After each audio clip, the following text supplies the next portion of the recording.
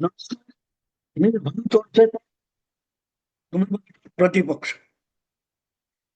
मित्रांनो, आज तुम्हाला मी खूप जुनी, म्हणजे जवळजवळ 48 वर्ष जुनी एक हकीकत सांगणार आहे.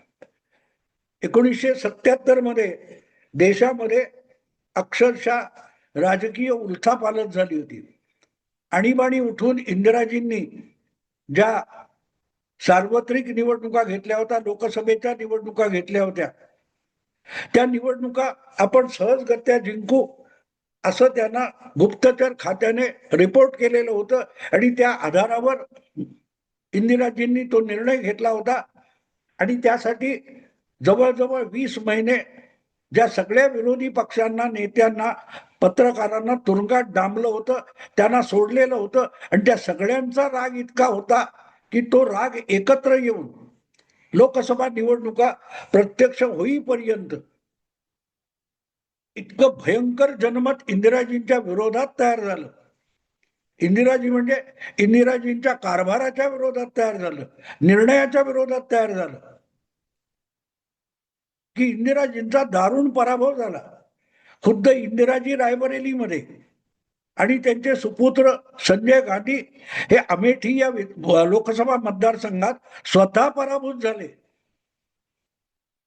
आणि वेगवेगळ्या 4 पक्षांनी एकत्र येऊन तयार केलेलं गठबंधन, ज्याला जनता पार्टी असं नाव देण्यात आलं होतं, पण ती पार्टी प्रॅक्टिकली निवडणूक आयोगाकडे नोंदलेली सुद्धा नव्हती. असा पक्ष, ज्या सगळ्या पक्षाने त्यांच्यामध्ये सहभागी असलेल्या भारतीय लोकदल नावाच्या चरणसिंग यांच्या पक्षाच्या निवडणूक चिन्हावर निवडणूक लढवली होती.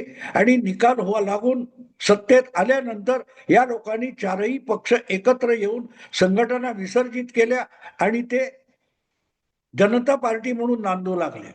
पण फार काळ नांदले नाही.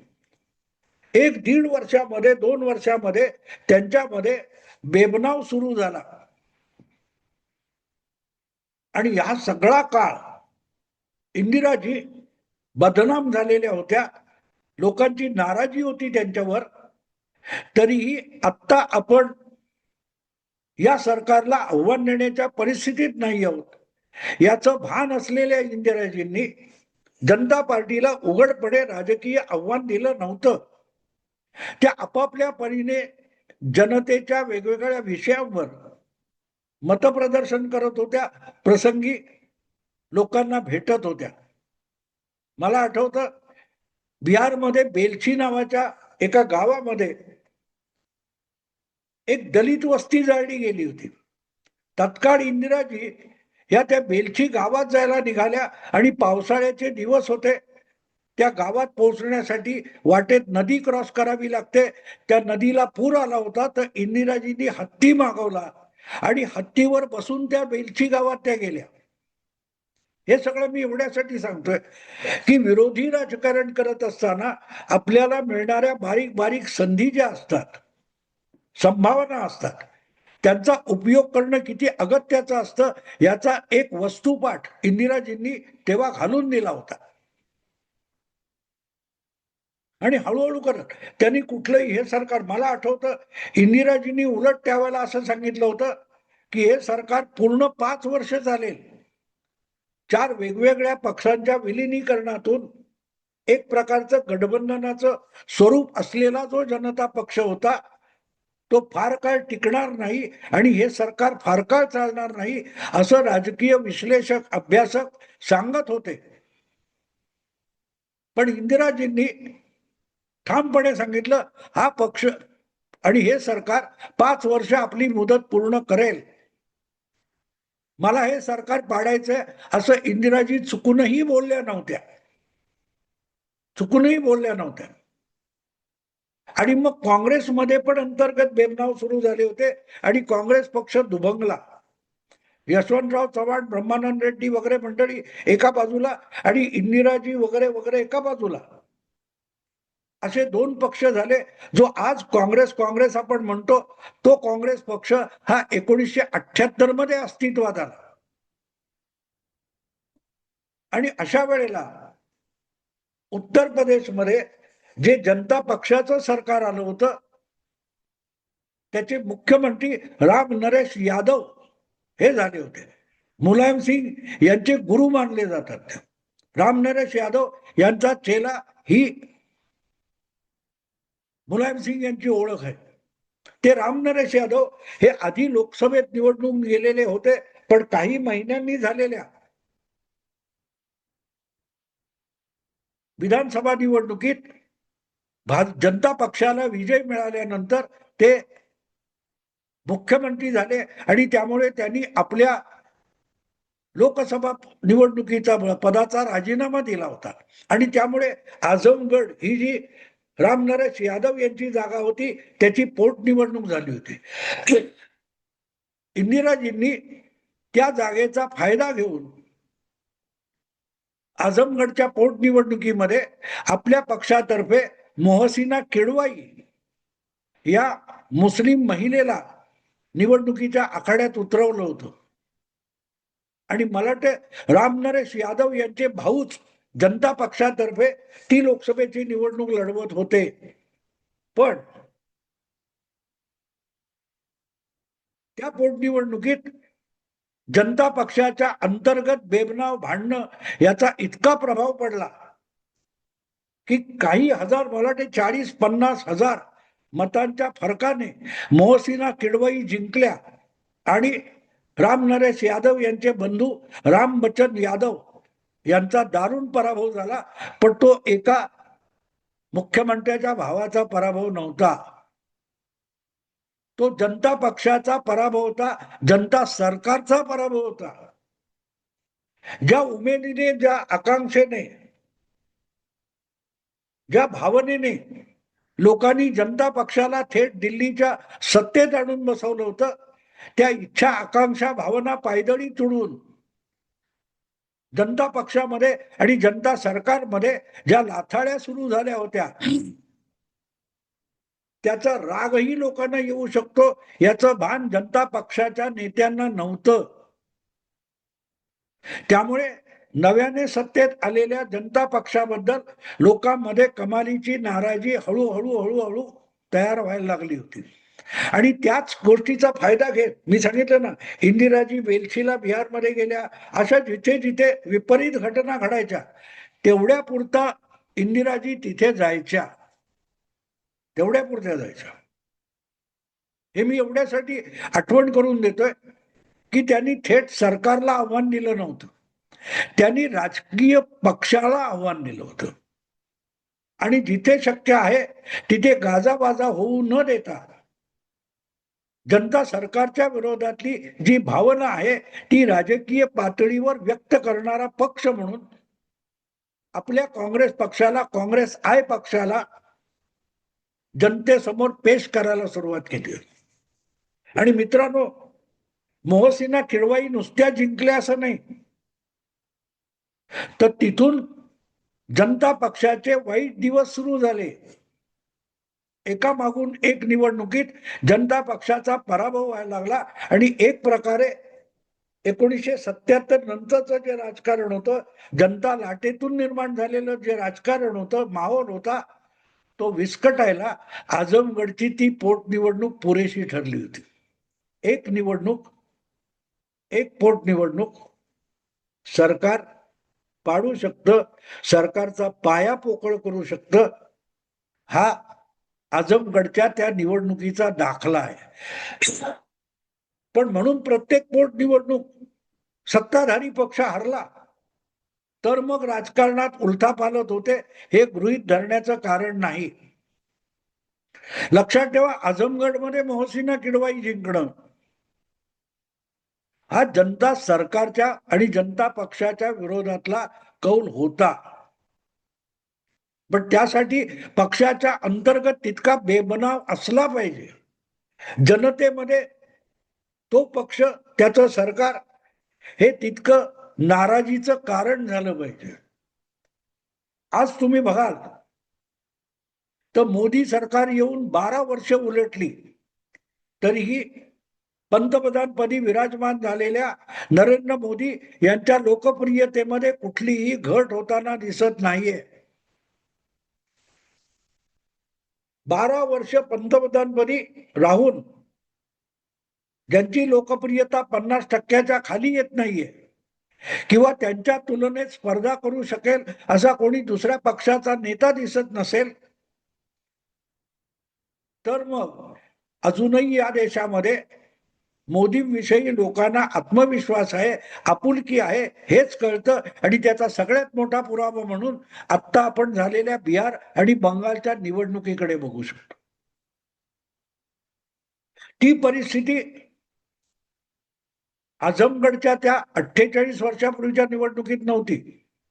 जनता पक्षामध्ये जितक्या लाथाळ्या चालू होत्या, जनता पक्षाचे नेते एकमेकाविरुद्ध बेछूटपणे बोलत होते, वागत होते, मतदाराची त्याला पर्वा नव्हती, ती परिस्थिती आजच्या एनडीए मध्ये किंवा भाजपमध्ये बिलकुल नाहीये. ही बाब लक्षात घेण्यासारखी असते. तेव्हा 48ची पोटनिवडणूक आणि आत्ता होऊ घातलेली बिहारच्या बाकीपूर मतदारसंघातली पोटनिवडणूक याची तुलना होऊ शकत नाही. त्या फक्त मोहसिना किडवाई जिंकल्या आणि म्हणून बहुमत गेलं आणि जनता सरकार कोसळलं असं बिलकुल झालं नव्हतं. किंवा ती पोटनिवडणूक जिंकल्यानंतर आता आपण सरकार पाडणार आहोत अशा आवेशात इंदिराजींनी कुठलंही वक्तव्य केलं नव्हतं, कृती केली नव्हती. त्या सावधपणे येणाऱ्या परिस्थितीला आपल्याला पाहिजे तसं मोल्ड करून, वाकवून, वळवून आपलं राजकारण पुढे रेटत होत्या. कारण इंदिराजींनी सुद्धा काँग्रेस पक्षात फूट पाडली होती. 77ची निवडणूक हरताना जो काँग्रेस पक्ष होता तो आझमगडच्या निवडणुकीच्या वेळेला अखंड राहिलेला नव्हता. किडवई निवडून आल्या त्या इंदिरा गांधी गटाच्या काँग्रेसच्या होत्या आणि त्यामुळे विनाविलंब विचका करून टाकला आणि निवडणुका आल्या तर देशव्यापी निवडणुकीमध्ये इंदिराजींच्या नावावर बहुमत मिळवता येणं शक्य नव्हतं. आपल्याला पोषक परिस्थिती आणि योग्य माहोल तयार होईपर्यंत संयम राखला पाहिजे हे इंदिराजींना कळत होतं, जे आजच्या कुठल्याही विरोधी पक्षाला कळत नाही. आशाभूतपणा असतो की आता नवीन नीतींची जी बाकी पुढची जागा आहे, पोटनिवडणूक आहे, तिथे एका राष्ट्रीय पक्षाच्या अध्यक्षाची जागा भाजपचा बालेकिल्ला कोसळला तर मोदी सरकार कोसळणार, हे निष्कर्ष आत्ता काढले जात आहेत. अनेक आजचे राजकीय विश्लेषक, पत्रकार जे आहेत ते अशी भाषा वापरायला लागलेत. मला गंमत वाटली. आपल्या मराठीमध्ये याला वडाची साल पिंपळाला लावणं म्हणतात. आझमगडची ती पोटनिवडणूक, तेव्हाची राजकीय परिस्थिती आणि आज बाकीपूरची जी पोटनिवडणूक आहे त्यातली परिस्थिती, यामध्ये जमीन आसमानाचा फरक आहे. बाकीपूरमध्ये सलग 5 निवडणुका जिंकणारा भाजप आणि त्याचा एकच उमेदवार आज भाजपचा राष्ट्रीय अध्यक्ष आहे, अधिक त्याच्या विरोधात दंड थोपटून उभा राहिलेला प्रशांत किशोर हा 8 महिन्यापूर्वी झालेल्या निवडणुकीत आपल्या पक्षातर्फे एकही उमेदवार निवडून आणू शकलेला नाही. त्यामुळे प्रशांत किशोरने सांगायचं की ही निवडणूक मी जिंकलो तर मग भाजपच्या राष्ट्रीय अध्यक्षाचं नाक कापलं जाईल. आणि ज्यावेळेला एका राष्ट्रीय पक्षाच्या राष्ट्रीय अध्यक्षाला आपल्या मतदारसंघातली निवडणूक जिंकता येत नाही किंवा आपल्या उमेदवार जिंकून आणता येत नाही, तो पक्ष देशावर राज्य कसं करू शकतो हा सवाल निर्माण होईल. पण ज्यावेळेला प्रशांत किशोर अशी भाषा वापरतो तेव्हा हाच सवाल आत्ताच्या निवडणुकीत त्यालाही विचारला जाऊ शकतो की 8 महिन्यापूर्वी तू स्थापन केलेला, तू चालवलेला पक्ष बिहारच्या 224 पैकी 1 जागी आमदार निवडून आणू शकला नाही, तर मग तुझं काय? नवीन नीतींच्या बाबतीत जो प्रश्न विचारला जातोय तोच प्रश्न प्रशांत किशोरच्या थोबाडीत मारल्यासारखा उलटा बुमरँग होऊन येतो.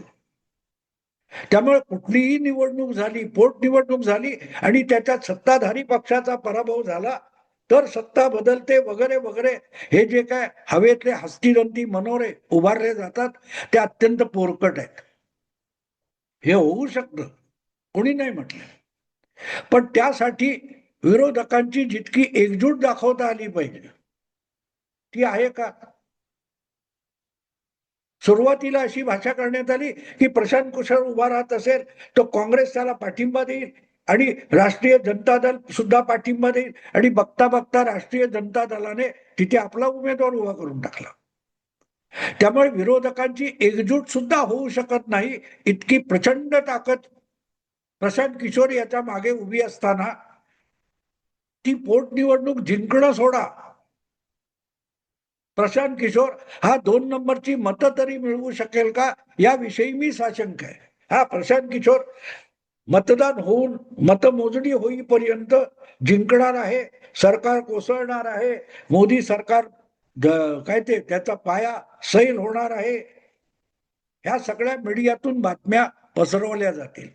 कारण प्रशांत किशोर हा भारतीय माध्यमांच्या गळ्यातला ताईत आहे. तो वाटेल त्या हवेतल्या गोष्टी करू शकतो, पण प्रत्यक्षात रणनीती उत्तम बनवणारा प्रशांत किशोर हा निवडणुकीत किंवा राजकीय नेता म्हणून किती नालायक आहे याचे अनेक पुरावे यापूर्वी आपल्या समोर आलेले. तेव्हा जो कोणी खोडे पत्रकार आजमगड किंवा आणखीन कुठच्या पोटनिवडणुकीनंतर सरकार बदलली कोसळली याचे दाखले देतात ते एक तर बेअक्कल आहेत किंवा त्यांना राजकारणातली गुंतागुंत निवडणुकीतली गुंतागुंत अजिबात कळत नाही, याच निष्कर्षापर्यंत यावं लागतं. पण असो, उदाहरण बरोबर आहे, पण तशी परिस्थिती तत्कालीन परिस्थिती आज नाहीये. आजमगडला मोहसिना किडवाई जिंकल्यानंतर तब्बल 2 वर्ष गेली जनता पक्षाचं सरकार कोसळण्याला. 1 वर्ष गेलं आणि जे काही पर्यायी सरकार आलं ते काही महिन्यात गेलं आणि 2 वर्षानंतर मध्यावधी निवडणुका आल्या, त्यामध्ये इंदिराजी 2/3 बहुमत घेऊन जिंकल्या होत्या. पण 2 वर्ष आपल्याला योग्य परिस्थिती येईपर्यंत थांबणं आणि त्यासाठी आवश्यक असलेले डावपेच पुढचे खेळणं, हा जो मुरब्बीपणा इंदिराजींकडे होता त्याचा लवलेस ना राहुल गांधींकडे आहे ना प्रशांत किशोरकडे. जे सरकार पडल्यामुळे मध्यावधी निवडणुका होऊन इंदिराजी 2/3 बहुमत जिंकू शकल्या, त्या पडलेल्या सरकारला सत्तेत आणण्याचं श्रेय सुद्धा इंदिराजींना होतं, ज्या सरकारचं नाव चरणसिंग सरकार होतं. मित्रांनो, आता थांबतो. आवडलं लाईक करा, शेअर करा आणि प्रतिपक्षला सबस्क्राईब करा. नमस्कार.